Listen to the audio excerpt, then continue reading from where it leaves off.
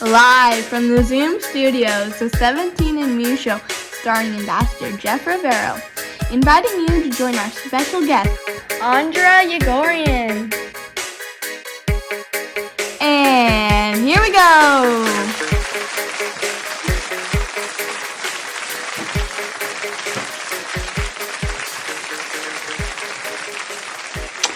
Welcome to the 17 and Me Show, the United Nations 17 Sustainable Development Goals Show. Our special guest on tonight's show is Andra Yeghoian from San Mateo County Office of Education. She is the Environmental Literacy and Sustainability Coordinator. San Mateo is about 20 miles away from the Pacific Ocean. And speaking of the Pacific Ocean, I went to talk to him the other day, and all he would do is wave.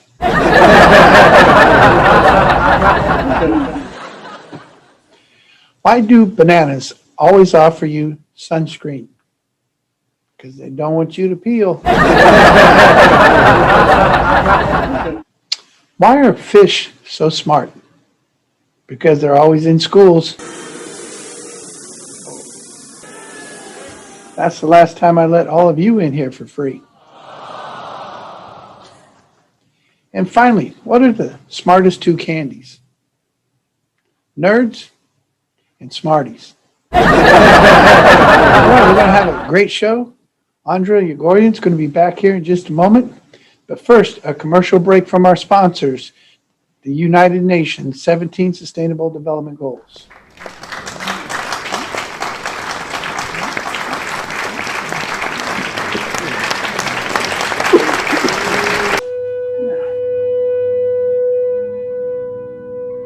We can be. We must be the first generation to end extreme poverty. The generation Most determined to fight injustice and inequalities. The generation that saves the planet from climate change. And this is how it will get done. The global goals. a 15-year plan For everyone, everywhere. with no one left behind. We will live in a world where nobody anywhere lives in extreme poverty. Where no one goes hungry. Where no one Wakes in the morning. Asking if there will be food today. We will live in a world where no child has to die. Diseases we know how to cure. And where proper health care is a lifelong right for us all. We will live in a world where everyone Goes to school. and education gives us the knowledge And skills. for a fulfilling life. We will live in a world where all girls and all women have equal opportunities to thrive and be powerful and safe. we cannot succeed if half the world is headed back. We will live in a world Where all people can get clean water. And proper toilets at home. at school And at work. We will live in a world where there's sustainable energy for everyone. Heat, light, and power for the whole planet. Without destroying the planet. We'll live in a world where economies prosper. And new wealth Leads to decent jobs. for everyone. And we will live in a world where our industry, Our infrastructure and our Best innovations. Are not just used to make money, but to make all our lives better. we will live in a world Where prejudices and extremes of inequality are defeated. inside our countries And between different countries. where people live in cities and communities that are safe, progressive, and support everyone who lives there. where we replace What we consume. Planet where we put back What we take out of the earth. We live in a world that is decisively rolling back the threat of climate change. where we restore and protect the life in our oceans and seas. We'll restore and protect Life on land. The forests. animals. The earth itself. With peace between and inside countries. Where all governments are open. And answer to us for what they do at home and abroad. And the justice rules. With everyone equal before the law. Where all countries and we their people. work together. Partnerships of all kinds. To make these goals A reality. These are the United Nations global goals. For sustainable development. Let's get to work.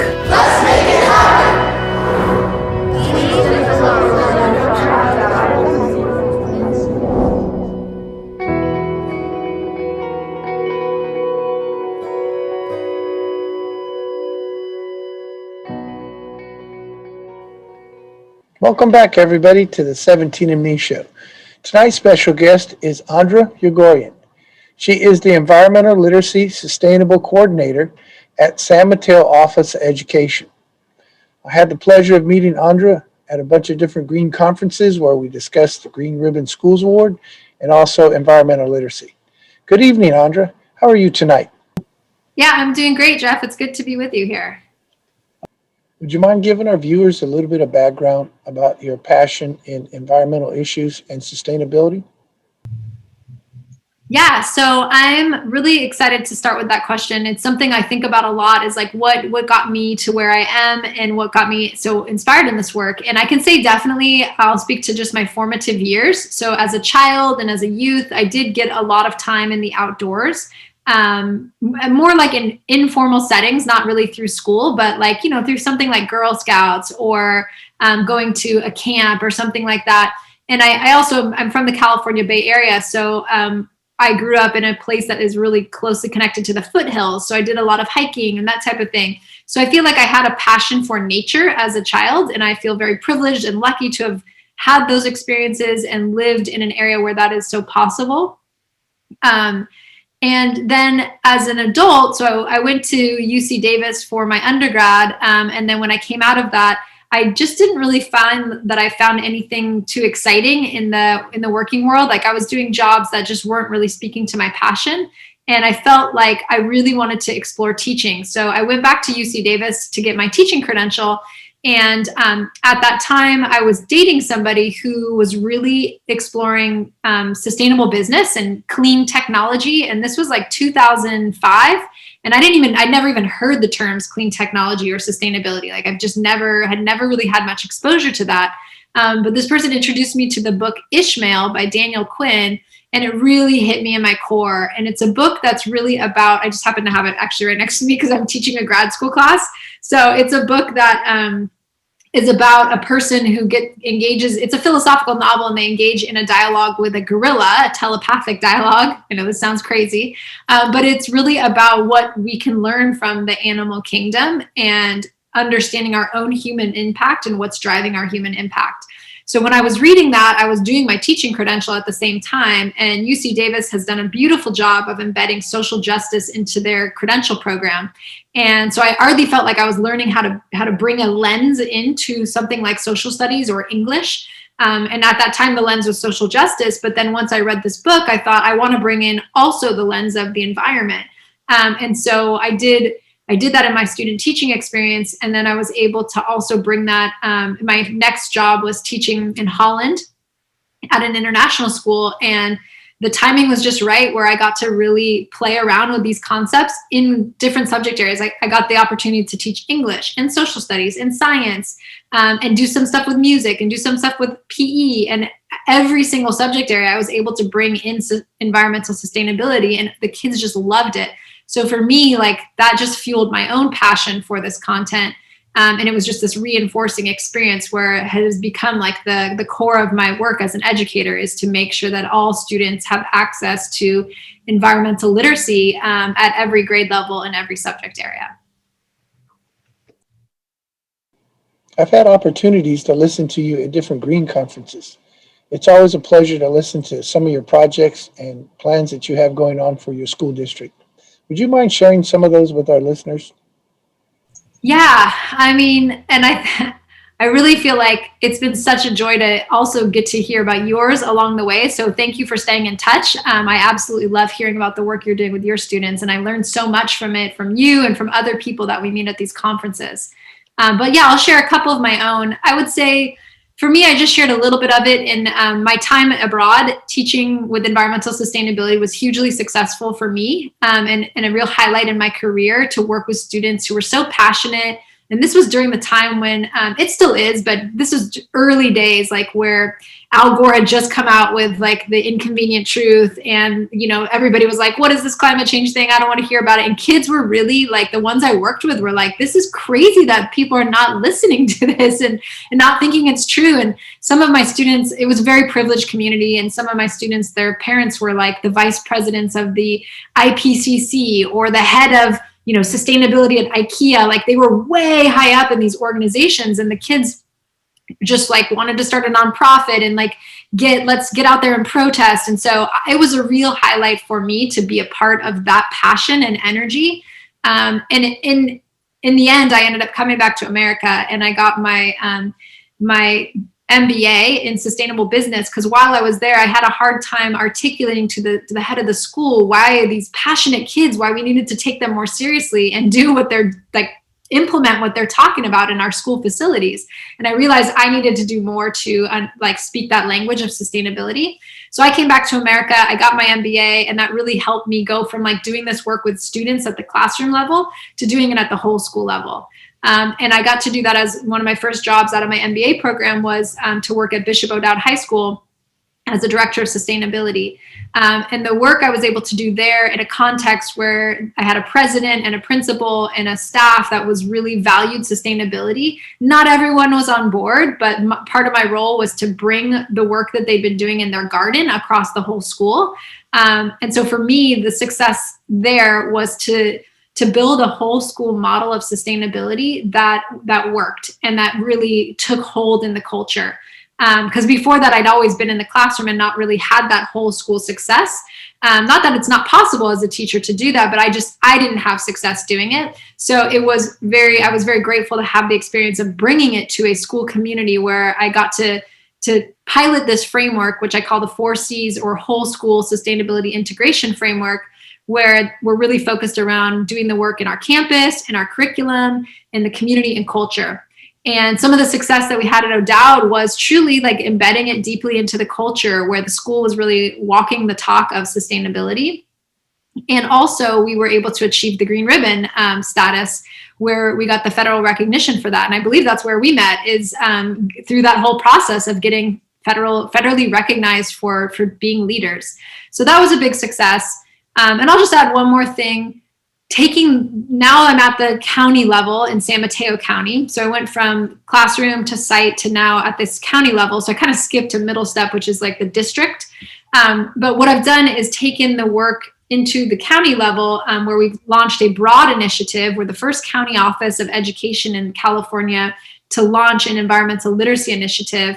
And the success I think that we have now, which is we're 3.5 years into this initiative, is to see it really taking hold in our county. We've put a lot of programs and services and resources in place that are speaking to the stakeholders that we wanted to speak to. So students are engaging in our programs, teachers, administrators, and we're really seeing a movement grow in San Mateo County. So I feel that is another success that I feel really proud about, but I also, the pride is really more for the communities that have embraced this and run with it and really feel like they've made it their own and that they're passionate about it. And so I think that speaks to the broader, for me, it speaks to the broader success of environmental education and environmental sustainability and literacy, that people want this. And they're really excited when it comes to their community and it works. Well, we're coming up on commercial break. When we get back, I'll ask Andra one of the hardest questions of the night. We'll be right back after this sponsors break. Hello, I'm Miguel Cardona, and I'm honored to serve you and our nation's students as the 12th Secretary of Education. We're living through one of the biggest disruptions in education in our nation's history, and we don't have a second to waste. Learning fuels opportunity, and right now, for too many, learning is at risk. I know what's at stake for our nation's students, educators, and parents because I am all of those things. As a student, I was blessed to attend public schools in my hometown of Meriden, Connecticut. Education expanded my horizons, helped me become the first in my family to graduate college, and made me a lifelong learner. I'm privileged to have served as an educator. In this very same school where I currently sit, I served as a teacher. This is the 4th grade classroom where I started as a teacher over 20 years ago. I later worked as a principal and assistant superintendent in the same community that gave me so much growing up. To America's students and parents, as Secretary of Education, I'm always going to have your perspective at the table. I'm going to be listening, and I want to do everything in my power to make sure that every decision that's made at the agency, not only by me, but by everyone that we work with, is centered on what's best for you. We need to respect the teaching profession for what it is. the foundation of all other opportunities. We've seen the important role educators have had this past year. En la unión está la fuerza. We know that there's strength in unity. Doesn't that lesson drive and define us in the United States of America? Isn't that what we do when times are tough? We face adversity, we solve problems, and we come out stronger. So today, let's join together, students, educators, parents, caregivers, advocates, and state, local, and tribal leaders. Everyone who believes in the promise of our learners and the promise of our country. Together, we got this.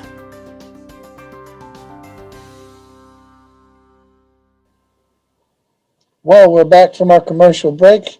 We have our special guest, Andra Yeghoian from San Mateo Office of Education here tonight. And here's a difficult question for you. Which one of the 17 SDGs do you have the most passion for and why?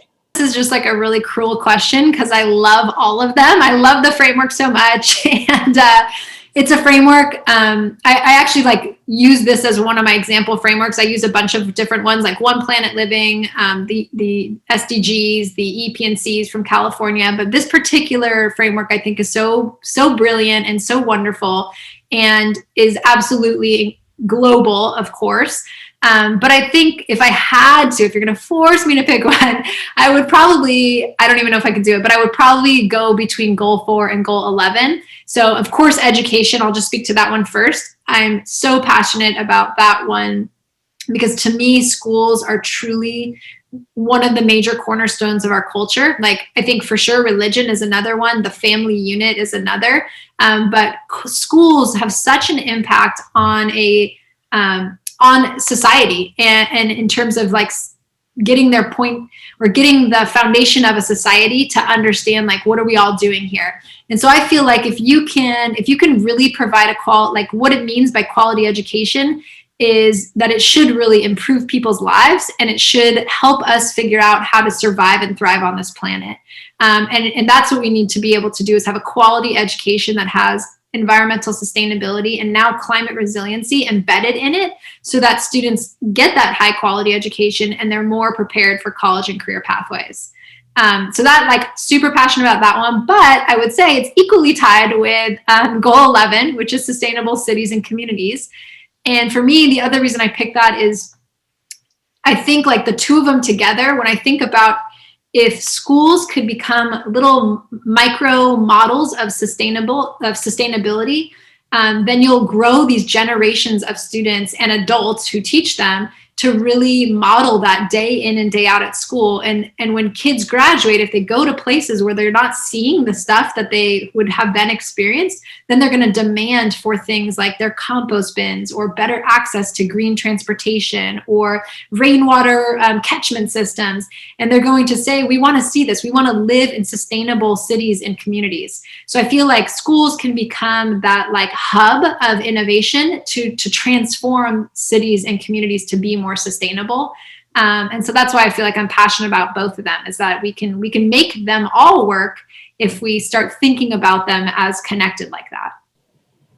Well, the time has really flown by, Andra. It's always a pleasure to speak to you about environmental literacy or sustainable issues.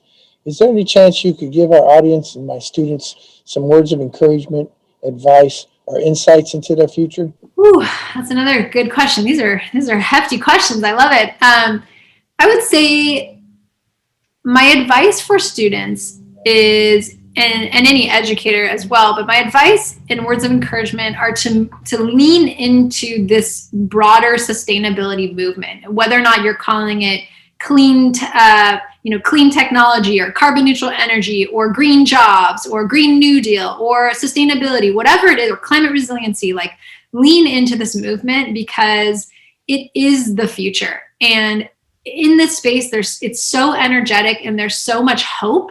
There's a lot of doom and gloom as well. Like, I will not pretend that there's not that happening, because it's super overwhelming. We're talking about the existential threat to all of life on our planet when we talk about climate change. But what I would tell students is, don't bury your head in the sand because that feels so overwhelming. Like, to pull your head out and engage with it, because this is where all of the action is taking place.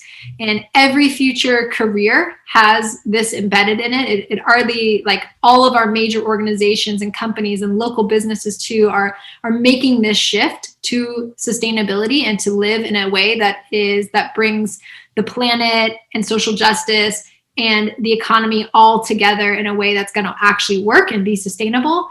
So lean into it, like embrace it, go with it, figure out what your passion is. Like as you see here with the United Nations Sustainable Development Goals, there's so many different entry points, but it all connects to the same place. And you don't want to miss out on this opportunity by feeling like so overwhelmed by eco despair or whatever is happening for your brain when you hear like all these horrible statistics. I feel it too every day. It's a struggle, but if you can just go with it, double down on being a part of this movement, it will pay off, because it's both for career and also for higher ed, for colleges as well. So any pathway to success now involves sustainability, and the sooner you get on that train, the better.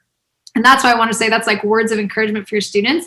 But words of encouragement for any educators that are listening is get on that train as well. If you are not teaching about environmental sustainability in whatever topic you teach, then you are doing your students a disservice. Like they absolutely need to be exposed to this content, to these skills, so that they have equitable access to a healthy future. So that's my words of encouragement, or maybe just like my words of do it, join us, and hopefully everybody will. Thank you very much for being on our show tonight, Andra. I really appreciate it. Would you mind letting people know, are there any upcoming events or links that people can connect with you and what's going on in the San Mateo Office of Education or green activities throughout the state? Yeah, I don't have any, I can't think of any events right now that is necessarily public for other people to take part in, but I'd be happy to share the link to, in my current role at the San Mateo County Office of Education, we have a website that has a lot of resources and a lot of other things that people might find useful. So I'll just share the website address so that people can go to it if they'd like. And we simplified it, so I'm using a tiny URL, so I'll just say it. It is tinyurl.com, which is tinyurl.com, and then /SMCOE-ELSI. So if people want to check out our website, they're welcome to. And there's resources that are not just for people in San Mateo County, but well beyond that as well. All right, listeners, I highly suggest if you have any questions about Green Ribbon Schools, environmental literacy, or sustainability, you get hold of Andra Yeghoian at San Mateo Office of Education. Thanks again, Andra. Yeah, happy to be here. Thank you so much for the opportunity. Thank you for being here for the 17 and Me Show, the United Nations 17 Sustainable Development Goals Show. If you would like to learn more about the 17 Sustainable Development Goals, or you would like to teach it in your classroom, please go to teachsdgs.org.